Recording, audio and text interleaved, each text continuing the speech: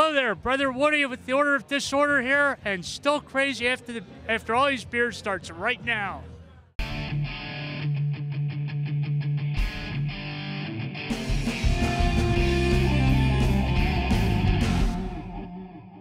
Still Crazy After All These Beers is brought to you by our friends at Michelob, crafting a better beer.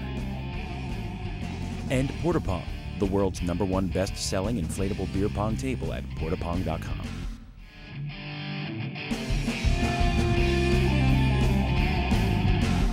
And welcome to Still Crazy After All These Beers. There's a familiar face here to my left because we had you on one of our previous seasons. It's Mr. Bill Moore. How are you, sir? Very good, Gary. Very good. Thank you. And of course, we're with Lancaster Brewing. So many things been going on at Lancaster Brewing lately.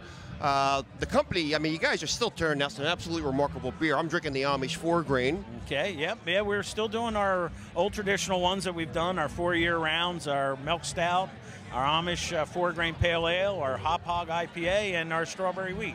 You gave me some news here that I wasn't aware of, and by the time this airs, people will already know about this. But for us, this is brand new, and that's the fact that you're now going to be moving at least part of your segment into cans. Yes, we're going to be introducing a Kolsch, a German-style ale that's lagered for a number of weeks to give it the smoothness that people are accustomed to when they're drinking craft beer. So we're bringing it out in a can just at the beginning of the summer. Hopefully by the time this airs, people have tried it and are going back for more. Right? Now, the one thing, I mean, we got to realize that we're seeing so many more good craft beers being canned, and there's several reasons why. You can bring up the cost factor, but availability, places where you can purchase beer in cans where you can't in bottles.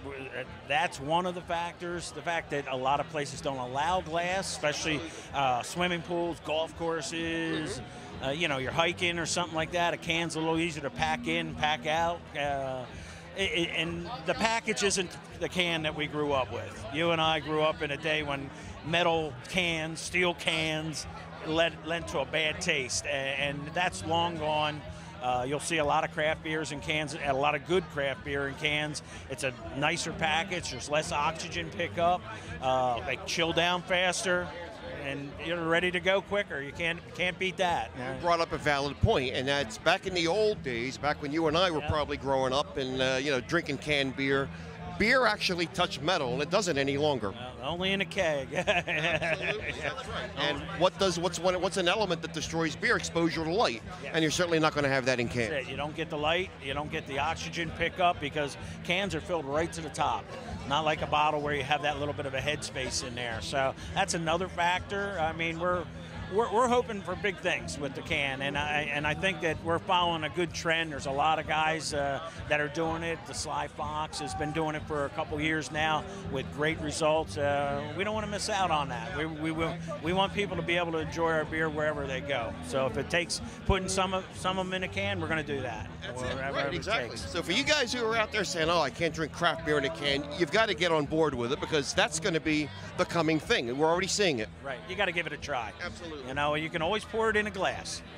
You know? I would hope so anyway. That's right. You can always pour it in a glass, and hopefully it's going to taste just as good. Bill, how many years you been brewing professionally? It's 20 years. Yeah, a little, just over 20 years. And with a number of breweries, I've been very fortunate.